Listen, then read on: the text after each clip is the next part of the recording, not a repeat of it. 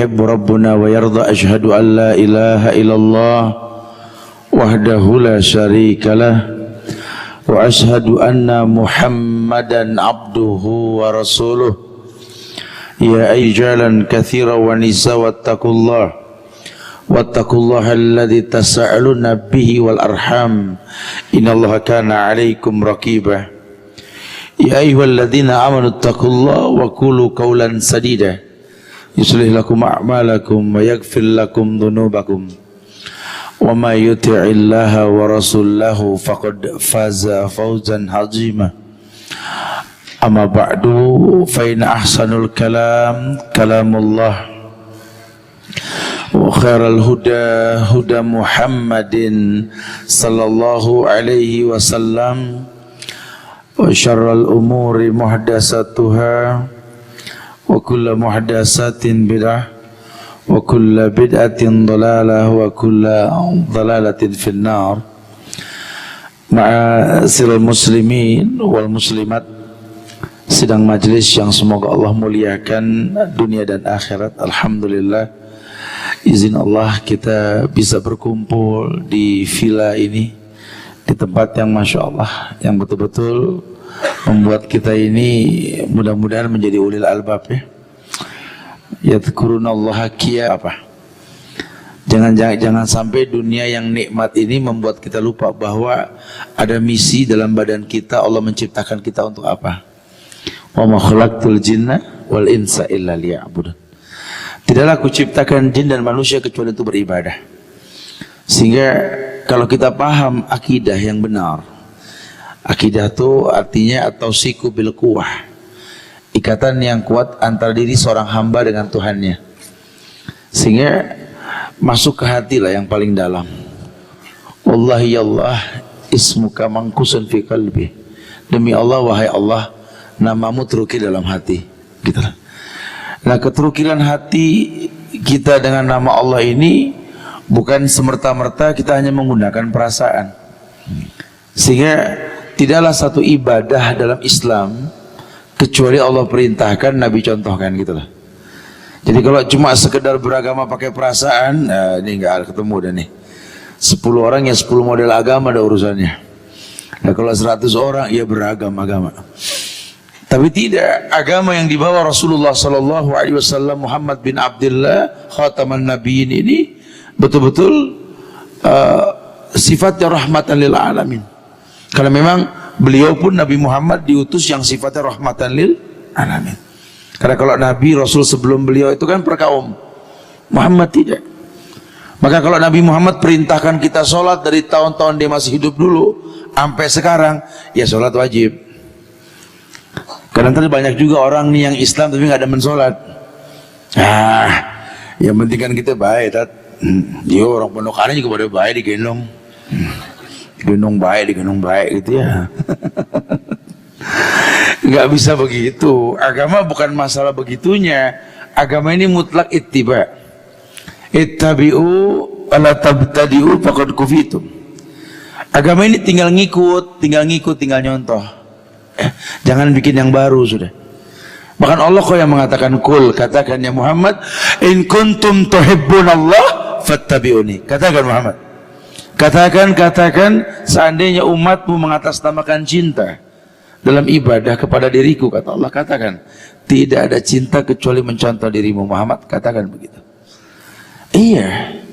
Makanya halawatul iman, manisnya iman tuh kita rasa kalau akidah sampai ke hati. Akidah yang sampai ke hati ini bukan perasaan kita kayak ke hati gitu loh. Ana sih kayaknya akidah ana udah sampai di hati detat. Asal tahu ente ya. Feeling. Dia beragama pakai feeling. Feeling kaleng.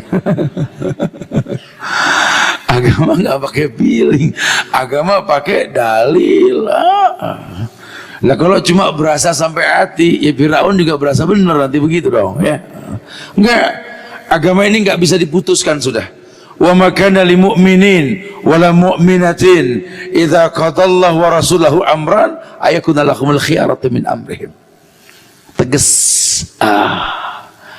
Pokoknya kalau Allah sudah perintah, ini kayaknya kalau udah sakinah tuh enak kali ya.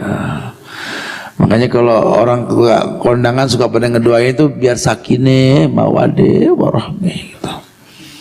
Kayaknya bagus sih, bagus Ustaz. Tapi Nabi nggak nyontoin begitu doanya. Beliau mengatakan barakallahu lak wa baraka alaik wa jama'a bainakuma fi khair. Kita bicara berkah bukan bicara sakinah. Karena sakinah itu buah yang dipetik. Kalau betul cara tinggalnya, cara berumah tangganya betul, sakinah insya Allah. Tapi kalau caranya nggak betul, biar dipaksa-paksain tenang, nggak bakal sakinah. Biar kita ganti nama kita si Sakin, nama si Sakinah, tetap aja nggak. Ya enggak, lawang itu rasa yang memang nggak dibuat-buat. Majtama' qaumun fi baitin min buyutillah yatluna kitaballah wa yatadarrasuna ma bainahum illa nazalat alaihimus sakinah wa ghasyatuhumur rahmah wa khuffathumul malaikah. Kan begitu. Kalau Quran dibacakan, sunnah dikumandangkan, Allah turunkan sakinah. Makanya Rasul mengatakan la taj'alu buyutakum maqabir gitu loh. Jangan kau jadikan rumahmu seperti kuburan. Kenapa? Karena nggak ada Quran dibacakan. Lah kenapa Quran nggak dibacakan? Karena dia nggak paham Quran hudan linnas wa bainati minal huda wal furqan. Kalau dia tahu nih Quran petunjuk dalam hidupnya, nggak usah disuruh dia baca mulu tuh Quran. Cuma mau bilang apa? Orang jarang yang paham, tunggu eksiden dulu baru paham gitu loh. Ya, kayak kasus yang belakangan ini. Quran udah bilang milih pemimpin yang jelas kan begitu ya. Kita pada nggak ngopenin. Nunggu dihina dulu baru ada tuh di Al-Maidah tuh 51. Ya Allah, dari zaman Nabi udah beres tuh urusan, betul ya. Cuma kita nggak ngopen. Masa harus kena eksiden dulu? Kan jangan dong. Harusnya kita paham sehingga nggak nunggu disuruh, nggak nunggu disindir. Emang kita butuh gitu loh. Ini Allah turunkan hudan linnas wa bainati minal huda wal furqan, buku petunjuk. Kita beli mobil di dealer, kita minta buku panduannya. Takut nggak bisa buka tutup bensin, betul? Atau kita beli handphone minta buku aplikasi panduannya, takut nggak bisa masukin apa kartu atau apalah. Ya sama dengan manusia, Allah ciptakan dirinya, Allah ciptakan manusia. Lah kita kalau nggak ada buku panduannya rusak. Kadang-kadang kita suuzon loh sama takdir loh. Padahal Allah mengatakan ma'asaba min musibatin fil ardi wala fi anfusikum illa fi kitabin min qabl an nabraha inna dzalika 'alallahi yasir. Padahal Allah sudah bilang itu takdir, insya Allah mudah sama Allah urusannya. Asal ente yakin, ente susah, ente yakin ini takdir, nanti mudahnya gampang. Apapun yang kau rasa kalau atas namanya takdir, inna dzalika 'alallahi yasir. Buat Allah mudah. Ya, api aja bisa dingin. Padahal kita megang api dari mana dinginnya, tapi kalau kata Allah ya nar kuni bardan wa salaman ala Ibrahim, dingin. Api dingin buat Ibrahim, selamatin Ibrahim. Ini otak manusia nggak nerima nih. Ngayal, api dingin. Kacau nih Quran, begitu katanya. Ya agama pakai logika, ya nggak bisa. Ya setinggi-tingginya tongkat Musa, ya yang paling sahih itu dalam siarnya itu 13 meter tongkatnya doang. Di mana-mana yang namanya tongkat tuh lebih pendek dari yang megang kan begitu. Berarti Musa tinggi betul kan? Masa bisa ngebelah laut emang berapa kilo lebarnya dia pakai otak, susah ya. Kita kalau pakai otak susah. Ya. Kita mau mikir pakai otak kayak gimana nggak bakal bisa nih, kayak suara keluar coba black di leher dari mana, emang ada orang yang ngatur huruf? Nggak ada. Allah buat Allah mah encer, nggak ada yang susah. Makanya kalau seorang manusia nggak kenal Allah rugi. Di mana letak kerugiannya? Dia nggak paham bahwa tasawuf illa masya Allah. Dia nggak paham kamu tuh nggak punya kemampuan kecuali izin Allah. Perhatiin deh anak kecil dulu deh. Bayi masih kecil, ya Allah kita gini-giniin mainan dia nangkap aja nggak bisa. Suruh megang sendok aja nggak kepegang. Sampai gedenya dia pinter, jangan kata sendok, garpu dia bisa sodok, dia potong pakai pisau, betul. Ntar satu waktu itu Allah bikin lagi dia megang sendok aja gemeter. Kekuatan itu pinjaman berarti kan. Kalau orang yang berilmu Ini hal kecil kayak begini dia syukuri, karena dia tahu sekali bahwa memang akumulasi nilai yang dia miliki, rasa nikmat yang akan dia dapatkan itu karena syukurnya kepada Allah. Wa ita'adana rabbukum la in syakartum la azidannakum wa la in kafartum inna adzabi lasyadid. Allah azankan, Allah kabarkan ke manusia, kalau kalian bersyukur ku tambah, kata Allah. Nah, orang yang akidahnya sampai ke hati ini, dia pegang ini. Nabi mengatakan ittaqillah haitsuma kunta, bertakwalah kepada Allah dimanapun kau berada. Dimanapun kau berada, selama kau sadar, tolong deh, jangan lupakan Allah, bertakwalah kepada Allah. Iman takwa diterjemahkan mutlak, menjauhkan semua yang dilarang, melaksanakan semua perintah, atau memang takwa tersebut efek ibadah gitu loh. Ya, caranya macam-macam. Agama ini suhulah. Kita nih kayak kita nih sekarang nih dari Jakarta kita ke Bogor nih sampai ke Gunung Bunder. Ya nikmatin deh kosor, betul? Ya jangan nyeksa diri, nikmatin kosor. Buat kita yang di Bogor gimana, Tat? Jauh bener lagi, Tat, gitu ya. Ya sekali-kali boleh jamaah takdim deh, kan gitu. Jangan diruwet-ruwetin. Ya jangan sampai kita ibadah ambil-ambil napas.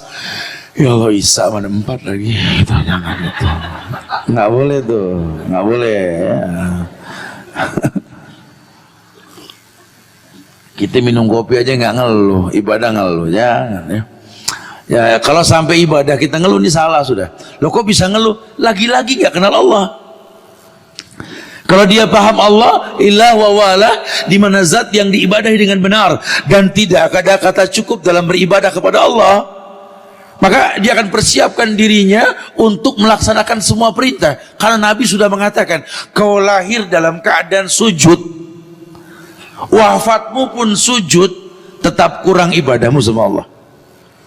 Wih, kita lahir sujud, Tat, matinya dalam keadaan sujud masih kurang. Emang hidup sujud doang, kan gitu ya? Ya perlu hal-hal yang lain dong. Sampai betul-betul dia merasakan kemuliaan. Masya Allah. Ini orang yang berilmu tahulah. Ittaqillah haitsuma kunta wa'tbi sayyi'atal hasanata tamhuha wa khaliqin nas bihulqin hasanin. Hadis riwayat Tirmizi, hadis ini hasan oleh Syekh Albani, ini hadis. Wa'tbi sayyi'atal hasanah. Ini fitrah manusia. Kalau akidah sudah sampai ke hati, ikatan kuat antara diri dia dengan Tuhannya betul-betul terikat dengan cara yang betul, dia akan menjadi orang yang mengikuti keburukan dengan kebaikan. Maksudnya apa? Karena sehebat-hebat orang dalam menghafal Quran, memahami hadis, sebagus-bagus agama orang, tetap kalau dia hamba Allah nggak ada yang maksum. Ya. Kita suka salah sangka, orang kalau udah belajar udah pasti nggak salah, deh salah. Dia mana duluan dia, Tat, belajarnya, Tat. Aneh sih baru, Tat, dia sudah lama, makanya dia sudah nggak pernah salah, Tat. Oh, Masya Allah. Ini yang begini nih yang rusak nih, yang begini ya. Nah, nanti kalau ngomongnya dilebih-lebihin ya kalau begitu. Oh, dia sih Masya Allah, Tat. Kalau kita bisa ngelihat pakai hati, Tat, dia di rumah dia mati lampu, kamu setelah itakillah. Bertakwalah kepada Allah di mana saja kau berada. Ikuti kesalahan dengan kebaikan. Ikuti kesalahan dengan keburukan dengan kebaikan. Orang bertakwa di mana saja, tapi dia berbuat salah cuma suruh barangnya dengan kebaikan. Ini menandakan kamu manusia tidak maksum. Maka kalau ikatanmu kuat sama Tuhanmu, kamu akan tahu sebaik-baik amal yang kau lakukan, tetap istighfarmu tidak dikurangi. Minimal 70 sampai 100 kali dalam satu hari. Kenapa? Karena memang dia tempatnya salah. Dia nggak merasa maksum. Dia nggak merasa maksum, dia nggak merasa cukup, tidak. Karena dia tahu sekali dia manusia, tempat salah dan dosa. Wa'tbi sayyi'atal hasanata tamhuha. Karena kalau kau barengi keburukan dengan kebaikan, nanti yang buruk akan hilang dengan sendirinya deh. Ya. Ini yang bikin kita semangat datang ke beberapa instansi yang masih sifatnya konvensional ini. Ya kan orang kena fitnah kadang-kadang, Ustadz ngajar di bank konvensional, Ustadz makan konvensional gitu katanya. Suka pada jahatnya begitu tuh ya. Semoga Allah yahdina insyaallah.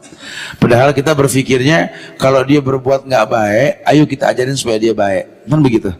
Nanti biar waktu dan ilmu yang menyempurnakan, bukan tugas kita datengin hidayah. Jangan suka ngambil jobnya Allah lah, gitu ya. Hidayah itu urusan Allah. Kita sampein aja, sisanya kita jadikan dia sahabat. Sampai dia nyaman, nanti akan sempurna dengan sendirinya. Itu maksudnya begitu. Tamhuha wa khaliqin nas bihulkin hasanin. Artinya apa tuh? Pergaulilah manusia dengan akhlak yang baik. Makanya orang ngomong akidah akhlaknya nol ya sama juga bohong. Akhlak apa sih? Tabiat. Husnul huluk, ima su'ul huluk, ima husnul huluk. Akhlak yang baik, akhlak yang buruk. Tabiat. Kita kalau dibiasain baik, baik. Contoh.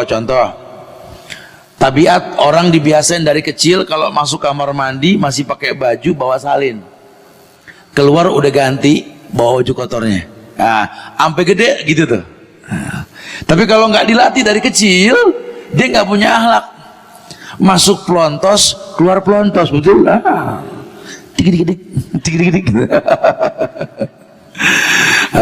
Karena nggak punya akhlak. Ya kalau dididik akhlak, masya Allah. Anak dididik pokoknya tiap pagi suruh sikat gigi, bersih, baru nemuin orang tua. Dari kecil tuh dibiasain, sampai gede dia begitu. Ini kadang-kadang kita nggak merhatiin anak didandanin kalau mau kondangan sama acara-acara tertentu doang. Sampai tuh rambut sampai kayak pakai penggaris. Masya Allah. Mau kemana sih mak dirapiin? Mau jalan begitu. Coba sama orang tua dibiasain gitu sehingga sampai gede nanti ke orang tua tuh yang terbaik yang dia pakai. Itu akhlak pembiasaan tuh. Ya, kita kalau mau makan dibiasain dari kecil itu Nabi ajarkan fakulu mimma yali, makan yang paling dekat.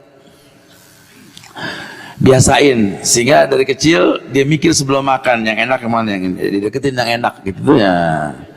Kalau nggak diajarin kayak begitu, sampai gede kalau masalah makan, innalillah, sampai kerah tangan masuk ke kuah mulu gitu ya. Yang jauh yang diambil basah gitu. Kalau dia paham akhlak, dikeker dulu yang enak. Makan dengan tangan kanan, minum dengan tangan kanan. Karena cuma setan makan minum pakai tangan kiri. Itu biasain.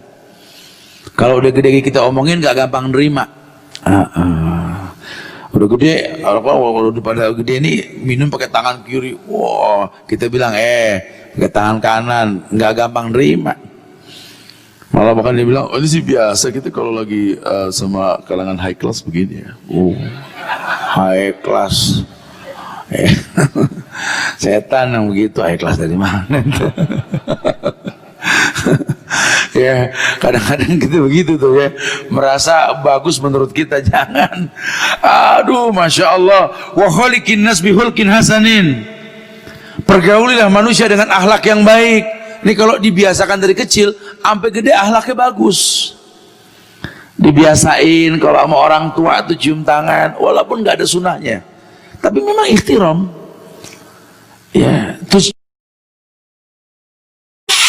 cium. Bukan nempel begini, pipi begini. Ini anak sekarang kalau cium tangan begini. Apa kabar mak? Mak bilang, au. Ciumnya begitu nempel, cium dong. Manfaatnya nanti berasa deh. Satu waktu kita akan nyium tangan orang tua yang sudah meninggal tuh lain. Ya Allah, ya. Subhanallah. Oh, betul-betul lain, rasanya lain sekali. Dari hati yang paling dalam dibiasain ikhtiram sama orang yang lebih berilmu, orang tua. Ini dibiasain dan ini akhlak. Karena kata Rasul apa? Ma syai'un askalu fi mizanil mu'min yaumal qiyamah min hulkin hasanin. Wa inna Allah la yubghidul fahisal badhi. Rawahu Tirmidzi. Apa kata Rasul? Ma syai'un askalu fi mizanil mu'min yaumal qiyamah min hulkin hasanin. Tidak ada yang lebih berat pada hari kiamat pada timbangan orang beriman melebihi beratnya akhlak dia. Masya Allah. Orang kalau punya akhlak tuh nggak ada ruginya. Emang bagus. Makanya sahabat-sahabat ini akhlaknya kan dahsyat. Belum ceramah ke orang kafir udah masuk Islam orang kafir. Betul? Karena akhlak. sopan santunnya, adab etika, gaya dia, oh Masya Allah. Sahabat bilang dulu Yahudi, Nasrani melihat muka kami pada sahabat bisa masuk Islam. Belum ngomong, baru ngelihat doang. Padahal sahabat-sahabat Nabi banyakan yang miskin. Ya, tapi kan bersabar. Yang kaya juga ada, tapi kan bersyukur. Jadi kalau miskin bisa sabar tuh akhlak. Kalau kaya bisa bersyukur tuh akhlak namanya. Kalau kebalik ya hancur akhlaknya. Ya, jadi bukan di situ tempatnya. Nanti akan terlihatlah sebuah kemuliaan. Masya Allah. Nabi hanya mengatakan masyai'un asqalu fi mizanil mu'min yaumal qiyamah min hulkin hasanin. Contoh akhlak yang buruk apa? Innallaha la yubghidul fahisal badhi.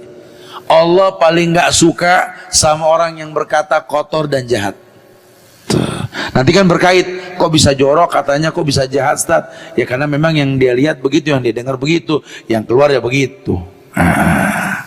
Berarti kan pendidikan akhlak kan butuh lingkungan. Iya, kita biasa begini nih, hari libur yuk kita sekali-kali gini lagi nih yuk ya. Terserah mau sebulan sekali, 2 bulan sekali, 3 bulan sekali ya. Rasakan kenikmatan kita berdialog dengan cara yang seperti ini. Nanti lama-lama kayak ada bagian yang kurang tuh sudah datang dalam hidup kita. Ketutup dengan rutinitas yang baik. Itu akhlak yang dibiasakan. Masya Allah. Ya, sampai Allah contohkan itu Rasulullah SAW memiliki akhlak yang baik. Kenapa? Karena Al-Quran di hatinya. Wa innaka la'ala khulqin azim. Hai Muhammad, kamu tuh punya akhlak yang betul-betul azim, agung. Kenapa akhlak Nabi dikatakan azim, agung? Aisyah yang mengatakan li'anna akhlaquhul Quran. Karena akhlak Nabi itu Quran. Ya Nabi selain memang dia bawa Quran dan dia sampaikan Quran, dia juga paham Quran. Man kana laisa fi jawfihi syai'un minal Quran kal baitil kharab. Kata Rasul. Orang yang di dadanya nggak ada Quran kayak rumah yang kosong. Jadi kadang dada diumpamakan rumah gitu loh. Nah kalau Quran sering kita baca, setan kabur. Emang kadang-kadang perbuatan salah kita kan karena bisikan setan. Ya kalau setan udah pasti kebalikan dah, nggak seneng sama yang bagus. Dibarengin lagi malah kita bikin setan nyaman. Mandi ogah banget, betul ya. Apalagi kalau dingin begini, aduh, air stabil nggak berkurang, betul ya. Jangan ya, kunci kita hidup di daerah dingin itu dekat air. Jadi pengen dibilang kori, lawang sedekah pengen dibilang dermawan, lawang jihad selfie di jalan, betul Masya Allah kan. Ini kan bahaya lagi kalau begini ya. Wa yadubillah wa na'udzubillah, nggak pengen begitu. Nabi diutus ini betul-betul untuk menyempurnakan akhlak. Ini buat orang yang akidahnya sampai ke hati, pahamlah. Ya, karena Rasul ini diutus untuk menyampaikan kebaikan kepada umat. Nabi itu Abdullah wa Rasulih, hamba Allah dan Rasulnya. Kalau bicara Rasul, kita nggak bisa nyontoh Rasul deh. Artinya nggak bisa mirip Rasul, karena itu sudah pengkhususan Rasul itu. Tapi kalau sebagai hamba Allah, kita bisa tiru. Ini uniknya nih ya, Allah jadikan Rasul dari kalangan manusia. Makanya jin ini sama tercipta untuk beribadah, tapi kesempurnaan itu milik manusia. Ya, harusnya jin yang berguru sama manusia, jin yang minta tolong. Sekarang kebalikan, banyak manusia minta tolong sama jin karena nggak paham. Tapi kalau orang yang dekat sama Rasul, paham yang Rasul bawa, dia merasakan kenikmatan beragama, dia mulia. Kemuliaannya ini yang memposisikan dirinya tempatnya ada di sisi yang lebih baik. Asa yab'asaka rabbuka maqaman mahmuda. Paling enggak begitu deh. Kayak orang yang tahajud, yang diam-diam bangun, dia sholat, ya. Janji Allah, asa yab'asaka rabbuka maqaman mahmuda. Asal memang tujuan dia bangunnya memang menegakkan kemuliaan yang Allah janjikan. Apa? Tatajafa junubuhum anil madaji yad'una rabbahum khaufan wa tama'an. Tujuan dia ini bangun ini dia pengen berdoa dengan takut dan harap. Caranya bagaimana? Kan tidur juga bisa berdoa. Kata Allah lah, tatajafa junubuhum anil madaji, jauhkan lambungmu dari tempat tidur. Sedekahkan yang paling kau miliki, yang paling nikmat di malam hari. Karena lan tanalul birra hatta tunfiqu mimma tuhibbun. Kalian tidak mungkin merasakan kenikmatan dalam hidup kalian, ya, kebaikan dalam hidup kalian sebelum menginfakkan yang paling kalian suka. Ya, kalau malam yang paling kita suka apa? Tidur. Ngapain lagi malam? Malam jangan ngayal yang lain, tidur udah asik. Ya, kemudian kita bangun malam, kita korbanin nikmatnya kita ke Allah. Nah, itu nggak gampang ya. Oh, apalagi orang yang nggak tahu nikmatnya tahajud, suruh bangun malam. Oh, bela-belain bengklai dia kalau dibangunin, betul lah. Sholat masing-masing ya. Susah berteman sama semut bako yang begini. Ya, kalau orang yang berilmu dibangun gitu, mau apapun keadaannya, melek yang dia baca kan alhamdulillahilladzi ahyana ba'da ma amatana wa ilaihi nusyur. Oh, makasih nggak beres-beres, ya Allah, syukran ahi. Ente tuh betul-betul sahib anak tuh, masya Allah ya, syukran. Gitu senang. Karena dia tahu apa? Ini apapun caranya Allah bangunkan, pokoknya judulnya. Dia bersyukur kepada Allah. Kenapa? Karena manusia yang lain diam. Yaqumu bil-lail wan nasu niyam. Dia bangun malam, orang tidur. Allah janji turun di sepertiga malam di langit dunia. Langsung lihat siapa yang minta sesuatu kan ku beri. Siapa yang minta ampun kan ku ampunkan, kata Allah. Allah sendiri yang bilangin kayak begitu. Nah, kita manfaatin deh momen itu. Manfaatin. Oh iya. Mau kapan lagi? Kita mau merenung ke patung-patungan, ambil wudhu sholat, nggak demen sholat nih orang. Sholat tuh enak, ya Allah. Wudhu gugur semua dosa, kata Rasul. Sampai dari bawah-bawah kuku dosa kita gugur itu. Siapa yang ngomong? Rasul. Kita kadang-kadang kalau Rasul ngomong nggak yakin sih ya. Kalau Rasul ngomong kita kudu yakin. Oh ya, makanya emang harus ada ikatan juga antara kita dengan Rasul. Kita kadang-kadang kalau Podomoro yang ngomong kita yakin gitu ya. Rasul ngomong kita nggak yakin. Salah, Rasul ngomong yakin. Rasul sudah ngomong. Li'annahu la yantiqu 'anil hawa in huwa illa wahyu yuha. Karena Nabi nggak mungkin berkata kecuali wahyu. Tuh. Ya. Jadi nggak main-main nih. Ya. Orang kalau sudah akidahnya sampai ke hati ya menerima ini. Iya ya. Ini yang disampaikan firman Allah nih.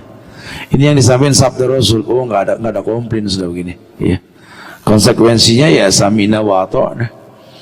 Kalau belum mampu dia istighfar.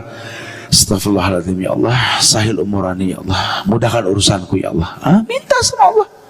Karena berbuat baik itu nggak semua orang mampu loh. Mungkin mampu gugur kewajiban, cuma mendapatkan makna ibadah belum tentu. Apalagi kita bicara tazkiyatun nufus kan di Cipta kita bahas ini kan di masjid. Karena setiap ibadah itu mentazkiyah diri kita ya.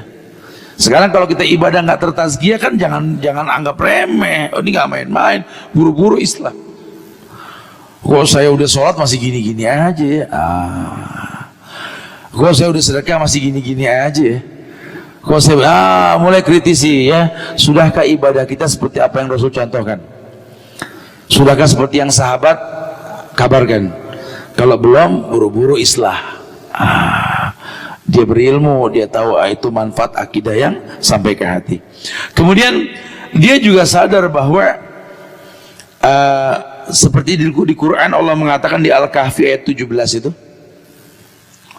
"May yahdillahu fahuwal muhtad, wa may yudlil falan tajida lahu waliyan mursyida." Dia orang yang yakin lah. Pokoknya kalau sama Allah ini dia husnuzon, karena kalau Allah sudah sesatkan, nggak ada yang bisa ngasih hidayah. Ya. Kalau Allah sudah sesatkan, nggak ada yang bisa ngasih hidayah. Wa may yuhinillah fama lahu min mukrim gitu. Siapa yang dihinakan sama Allah, nggak ada yang bisa muliain dia. Makanya sebelum dia beribadah minta kemuliaan dari Allah, dia kenal dulu Allah dengan benar. Sehingga yakin ibadah ini lillah. Inna salati wa nusuki wa mahyaya wa mamati lillahi rabbil alamin. Kenapa mesti lillahi rabbil alamin, Ustaz? Ya karena kita bagian dari alam. Ya, Allah ciptakan kita ini bagian dari alam. ekosistem, adanya kehidupan melalui kita. Ya kadang-kadang gara-gara kita kucing jadi makan, gara-gara kita burung jadi makan, betul? Gara-gara kita cacing berkembang biak, kita ekosistem. Nah, ini Allah ciptakan kita seperti itu. Makanya ketika kita mengatakan lillahi rabbil alamin, sambil dia pahami bahwa rububiyah Allah dalam dirinya ini yang membuat dia rajin beribadah. Enggak ada kata lelah, wawalah. Dan ini ternyata yang enggak dilaknat, ini yang enggak dilaknat, wa mawalah. Ibadah yang dikhususkan hanya untuk Allah. Karena hukum asalnya dunia mal'unah, terlaknat dunia ini. Supaya enggak terlaknat apa? Zikrullah wa mawalah. Dia banyak ingat Allah, wa mawalah, dia beribadah yang dia khususkan hanya untuk Allah. Oh, Masya Allah. Ya, Allah muliakan dia dengan jutaan kemuliaan. Orang yang begini indah hidupnya. Masya Allah. Wa mawalah, dia khususkan semua ibadahnya untuk Allah. Kenapa? Karena Allah ciptakan dia untuk itu. Maka nggak sembarangan. Dia pengen sholat, dia tahu wajibnya sholat. Gimana nih supaya sholat diterima? Dia contoh Rasul. Oh, ada toharo. Toharo kalau nggak mandi, wudu, tayamum, kan begitu. Sehingga nggak ada alasan tuh orang nggak bersuci. Karena ntar kan macam-macam modelnya. Nggak sholat, mati lampu, apa urusannya? Nggak sholat, air kering tat. Karena orang suka begitu deh. Padahal nggak ada alasan. Di Islam toharo itu mandi, wudu, tayamum. Nggak ada alasan. Ente udah mandi ya nggak perlu wudu lagi. Ya, kalau sudah mandi ya udah langsung aja sholat, nggak apa-apa asal mandinya bersih, rapi, gitu ya. Ke tempat wudu kebasahan semuanya. Kalaupun nggak cukup buat mandi, wudu cukup. Wudu ya bisa sekali-sekali, bisa 3 kali, bisa lebih tergantung kondisi. Encer, ya. Baru kemudian, kalaupun nggak ada air ya tayamum. Kayak kita di pesawat, tat. Gimana tuh cara sholat di pesawat, tat? Tayamum apa wudu, tat? Sebenarnya masih ada air. Ya. Tapi kalau seandainya gara-gara kita wudu, pramugara pada ngamuk, jember amat di kamar mandi. Urusannya pesawat meledak gara-gara begitu. Jangan cari penyakit deh. Tayamum cukup. Kecuali memang kita bisa nggak nimbulin mudarat. Kadang-kadang orang suka maksain deh, sampai Masya Allah. Ini sering kita kalau lagi bawa jamaah nih, sering kayak begitu. Astagfirullahaladzim. Jangan, kita lagi pengen ibadah, jangan nimbulin mudarat, keburukan jangan. Ya. Jangan talbis. Karena kita pengen nih ibadah kita datengin hidayah gitu loh. Ya, tapi kalau talbis, walam yalbisu imanahum bizulmin ulaika lahumul amnu wa hum muhtadun. Kalau dia nggak campurkan ibadah dengan keburukan, jiwanya tenang, hidayah datang. Tapi kalau talbis enggak. Ya, kalau talbis enggak, teman-teman nanti yang berangkat saya enggak bawel ngingetin kalau masalah umroh juga nanti nih. Kita kalau lagi lapar tuh, lagi safar kan lapar tuh ya. Kadang-kadang nyampe ke hotel disiapkan makanan full course gitu kan, Masya Allah. Tolong jangan sampai over dah. Insya Allah enggak bakal kosong tuh makanannya. Main sendok aja, Masya Allah. Saya sering nemuin tuh ibu-ibu kecil, jalan juga udah susah. Dia bawa piring nasi sampai kayak gunung bundar, Masya Allah. Saya ledekin makan bertiga, Bu. 3 sendiri. Habis, Bu. Wallahu alam. Dia umroh, dia berteman sama setan juga, mubazir. Makan 2 sendok kan nafsu. Kalau beginilah ini rasanya, ya iyalah ya. Yang masak bukan orang kita, mau bilang apa? Ya kan? Udah, tolong jangan talbis. Orang wudu, ya, air jangan main buka kenceng, yang kebuang banyak, yang kepake dikit, talbis. Minuman juga begitu, biasain apa-apa habis. Makanya ambil dikit dulu, kalau kurang tinggal nambah. Nih nggak boleh ngeliat gelas kosong, main isi aja kayak mau ngadu cupang, betul-betul. Diminum enggak, apa mubazir, betul. Jadi hilang kemuliaan. Nah, kalau orang-orang yang akidahnya bagus, dia perhitungkan semuanya. Karena dia pengen lihat efek ibadah, dan ibadah ini memang betul-betul berefek dalam hidupnya. Dia merasakan betapa mulianya hidup. Dia merasakan betapa indahnya hidup. Makanya hidayah datang karena nggak talbis. Ayat mengatakan tadi, dikatakan may yahdillah fahuwal muhtad. Barang siapa yang diberikan hidayah, petunjuk oleh Allah, maka dialah orang yang mendapatkan petunjuk. Itu ada sabab. Nggak mungkin orang dapat petunjuk tanpa sabab, nggak mungkin. Pasti ada sababnya. Nah, begitu pula dikatakan, wa may yu'ta, kamu penjaminan petunjuk nggak akan pernah. Susah. Ya, biar banyak orang yang ngedoain, kalau kitanya memang nggak mau berubah ya susah. Ya. Jadi kebaikan nggak datang dalam diri kita. Kita nggak pengen begitu. Kalau memang bahasa kita akidah yang terukir dalam hati kita, tolong buktikan bahwa ukiran akidah dalam hati kita ini memang datang dengan ilmu, bukan dengan sesuatu yang dibuat-buat. Karena nanti efeknya ke ibadah, ibadahnya bagus, ya akhlaknya bagus dengan sendirinya, insya Allah. Ya, mencerminkan kemuliaan yang banyak, insya Allah. Ya, masya Allah. Tapi jamaah yang Allah muliakan, ini mukadimah yang kita bahas. Artinya betul-betul kita pengen yang namanya Allah itu dalam hati kita. Ya, terukir dalam hati kita, dan kita tahu bahwa akidah yang dimaksud di sini ikatan yang kuat antara diri kita dengan Allah, dengan ikatan yang benar. Karena nanti kita bakal minta tolong sama Allah, ya. Bakal minta petunjuk sama Allah, bahkan menjadikan Allah sebagai wali penjamin, ya. Kalau kita nggak kenal Allah, kita nggak ada akidah, ya berarti selama ini kita berdoa kepada Allah yang kita nggak kenal, bahaya. Berarti selama ini kita minta hidayah kepada Tuhan yang kita nggak tahu, ya lebih bahaya lagi. Ihdinas siratal mustaqim dibaca tiap sholat, cuma nggak pernah tahu kalau hidayah itu diminta ke Allah. Dia nggak ada persiapan yang dia baca, dia nggak rapikan yang dia baca, dia nggak berikan mukadimah. Padahal demi Allah, Al-Fatihah itu menyindir kita loh. Sebelum kau berkata ihdinas siratal mustaqim, baca ayat-ayat pertama coba. Semuanya pujian. Bismillahirrahmanirrahim. Alhamdulillahirabbil alamin. Arrahmanirrahim. Maliki yaumiddin. Iyyaka na'budu wa iyyaka nasta'in. Baru kan? Ihdinas siratal mustaqim. Ini cara yang Allah ajarkan, sindiran lembut. Jangan cuma minta, coba puji Allah. Puji Allah dengan pujian yang kamu pahami dengan benar. Dan harus paham dong, sab'ul masani kok. 7 ayat yang diulang-ulang. 7 ayat yang diulang-ulang, masa nggak paham-paham seumur hidup? Ya, habis bacanya kalau lagi sholat doang. Coba di luar sholat, coba dalemin coba. Ini apa sih hikmah dibalik sab'ul masani ini? 7 ayat yang diulang-ulang. Dialog hamba dengan Tuhannya. Sehingga nanti Nabi mengatakan, Iqra' ma tayassara minal Qur'an. Baca yang paling gampang dari Quran. Setelah kau pahami Al-Fatihah yang kau baca, sekarang baca yang paling gampang.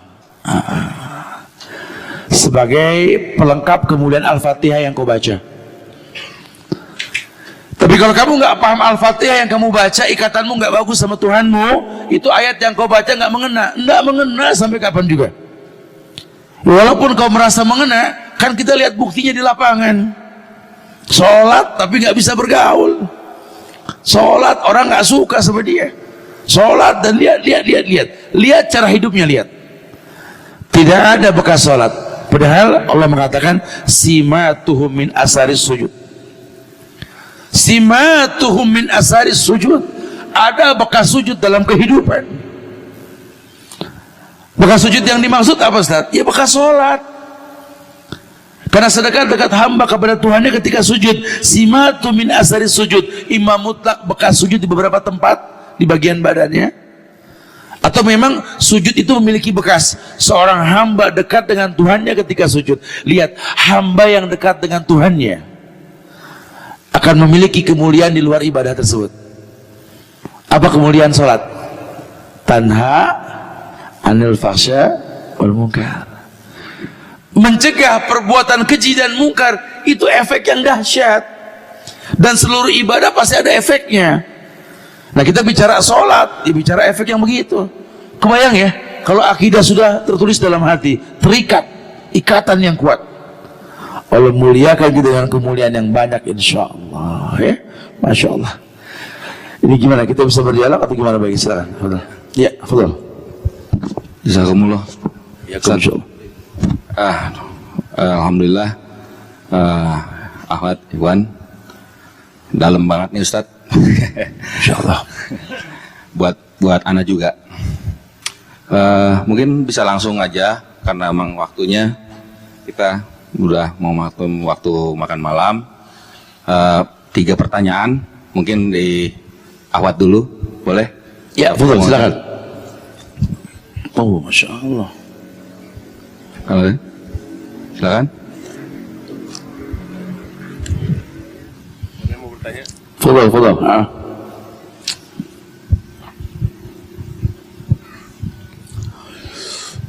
Ya.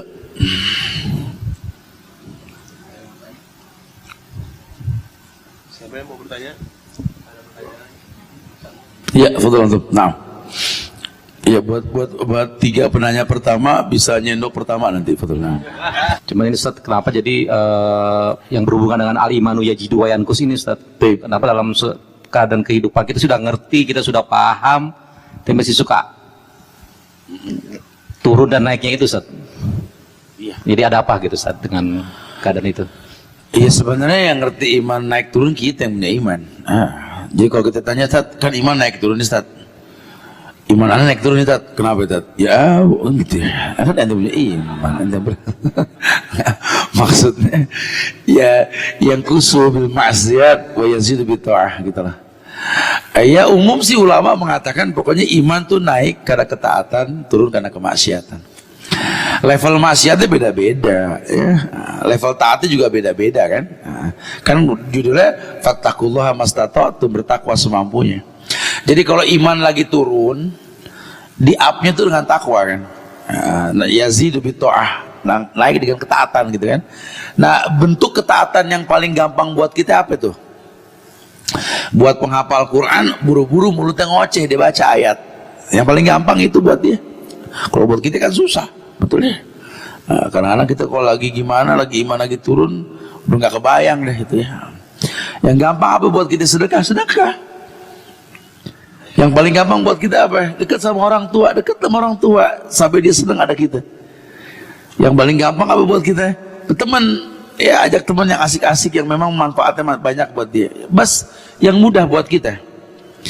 Ya, jadi jangan harus mirip teman, karena kan kita bukan dia bukan kita gitu lah. Takutnya jadi berat nanti agama. Yang enteng buat kita, makanya ada ibadah yang favorit buat kita, apa sih yang paling gampang buat kita? Itu tiap orang berbeda, karakternya nggak sama ya. Nah kalau memang antum merasakan itu, fadhol nikmatin. Begitu pula kalau iman lagi turun, yang paling gampang buat kita itu membuat stabil. Apa sih yang membuat naik, membuat turun? Nah kita yang tahu tuh.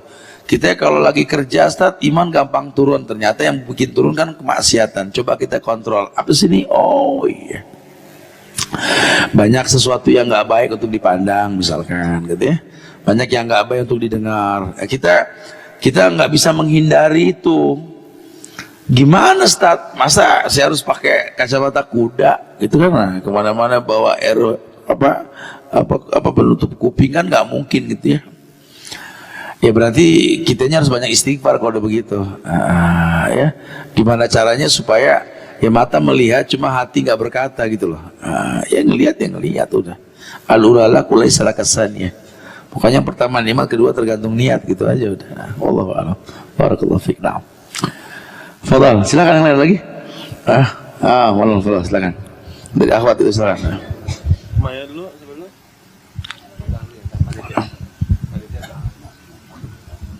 Jazakallah khairan Ustaz. Assalamualaikum warahmatullahi wabarakatuh. Waalaikumsalam warahmatullah. Pertanyaan saya gini, saya cuma mau minta tips aja dari Ustadz. Kebetulan anak saya yang paling bungsu itu kan memang diasuh oleh adik saya. Kebetulan kita beda rumah, tapi memang seminggu sekali atau seringlah bolak-balik main ke rumah tuh sering. Tapi memang ada kebiasaan-kebiasaan yang mungkin berbeda di rumahnya. Seperti misalnya kita ajak sholat ke masjid, kebetulan laki-laki anak saya diajak sholat ke masjid, dia melihat bapaknya atau omnya itu tidak sholat ke masjid gitu. Jadi kita agak bingung, kita udah suruh, kita ajak, ternyata ayah nggak berangkat, ikut ayah gitu seperti itu. Sedangkan kita mau ngajak adik kita sendiri yang santai gitu Ustadz. Gimana caranya? Saya pengen ya biar lebih membiasakan diri. Memang karena tidak sering dengan saya ini, tapi gimana caranya untuk kedepannya gitu Ustadz? Iya. Terima kasih. Syukur Ustadz. Kita Assalamualaikum bicara warahmatullahi metode tarbiyah kepada anak atau tarbiyatul aulad ya. Pendidikan ke anak ini memang anak lebih suka visualisasi ya ketimbang mendengar gitulah. Dia lebih suka melihat ketimbang mendengar gitu. Ya harus ada dialog sama adiknya tadi yang mengambil anak ponakannya ini sebagai anak gitu ya.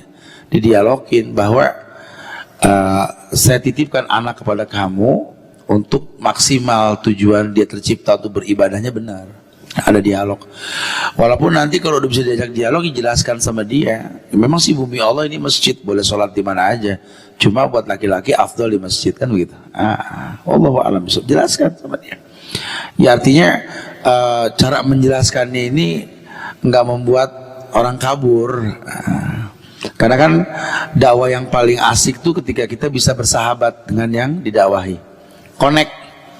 Karena kalau kajian dakwah sampai orang nggak ngantuk, nyambung gitu ya.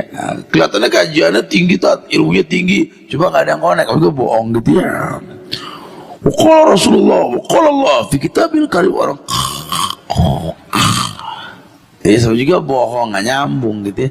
Nah ke anak juga begitu sama. Ya, kemudian bukan cuma sekedar dibiasakan dia ke masjid, dia memang merasa asik ke masjid. Kitanya juga habis dari masjid, ya ajak dia makan, ajak dia apa yang bikin dia nama anak-anak yarta wa yal'ab kata Rasul. Anak-anak tuh sukanya main-main, asik-asik gitu ya. Jangan dibikin dia tegang. Anak umur berapa? 6 tahun lagi ya. Anak 6 tahun dia belum wajib, sebenarnya 7 tahun baru sunnah diajak dibiasakan adibu Allah adaku fi sab'in 7 kata Rasul. Ya, jadi kalau sampai juga nanti di masjid ya, di masjid kita sholat rapi, dia sholatnya nggak rapi, ya biar anak-anak. Nah, ya kita kan Allahu Akbar, kalau dia kan Allah abau langsung atas itu ya. Nah, kadang-kadang tayatnya dua-duanya begini ya, ya anak-anak. Nanti kalau habis sholat kita nggak usah ngomel, Insya Allah kamu sholatnya tuh ya nggak usah, kamu tuh salah ya, gitu ya. 6 tahun nih, 6 tahun ya, jangan bikin dia kapok. Allah alam. Fadal. Ya alam. Assalamualaikum Ustadz. Waalaikumsalam. Ya tadi kan sebenarnya yang udah Ustadz sampaikan bahwa hidayah itu kan dari Allah ya. Yeah. Cuman kalau misalnya kita melihat ada kemungkaran di depan mata kita gitu ya, tapi kita bukan dalam kapasitas untuk menasihati, atau mungkin kita tahu kalau misalnya kita menasihati itu malah akan menimbulkan mungkin kerenggangan atau mungkin malah jadi konflik gitu. Nah jadi apa yang bisa kita lakukan, dan kalau kita membiarkan aja apakah kita ikut andil dalam dosa itu Ustadz? Yeah. Assalamualaikum warahmatullahi wabarakatuh. Iya, amar ma'ruf ini contoh Rasul itu idza ra'a minkum munkaran falyughayyir bi yadihi fa in lam yastati fa bi lisanihi fa in lam yastati fa bi qalbihi wa dzalika adaful iman. Kalau melihat kemungkaran, rubah dengan tangan kata Rasul. Artinya ya ada gerakan rubah gitulah. Tapi kalau memang perubahan dengan tangan menimbulkan mudarat, jangan rubah dengan lisan. Tapi kalau mulut kita ini emang nggak pandai merangkai kata, orang nggak demen sama suara kita, gitu ya. Ya, karena kan ada orang yang ngelarang tuh orang senang dilarang sama dia. Tapi ada juga orang yang sengaja gara-gara dilarang sama dia. Cara ngelarang itu, ya kadang-kadang kita suka salah. Ya. Kalau kira-kira memang ngelarang nggak bakal bisa, doain. Ini kita harus yakin nih, doa senjata orang beriman. Udah terlalu lama kita nggak yakin doa itu senjata. Ya. Orang beriman punya senjata namanya doa. Doain dari hati. Karena kalau kita nggak merespon, kita nggak merubah dengan tangan, nggak merubah dengan lisan, kita nggak merubah dengan doa, kata Nabi setan bisu. Kita masuk ke tadi setan bisu. Kita nggak mampu nih, kita denger nih saudara kita di Rohingya nih dizolimin. Ya, sama pemerintah setempat. Ya gimana Ustaz, anak nggak mungkin ke sono, mau nolong juga cekak, susah gitu ya, doa deh, doa. Ini doa juga boro-boro, enggak jangan doa. Ya, kita lihat saudara kita di Suriah, di Palestina, di Yaman, ya Allah, saudara kita di Garut kemarin tuh ya, Masya Allah. Coba paling nggak doa deh, doain kita kalau lagi dalam keadaan tempat yang mustajab doa tuh, hujan turun ya, zikir pagi, ketika malam doain Allahumma ighfiril mu'minina wal mu'minat wal muslimina wal muslimat man ahya minhum wal amwat innaka qaribun mujibud da'wat ya qadiyal hajat. Ya kita makan. Jadi insya Allah manfaat yang disampaikan ya Allah, minta maaf pada kekurangan ya, kesempurnaan hanya milik Allah. Lanjut apa gimana? Oh, 2 sesi. Oh siap, sampai takut ya. Insyaallah manfaat.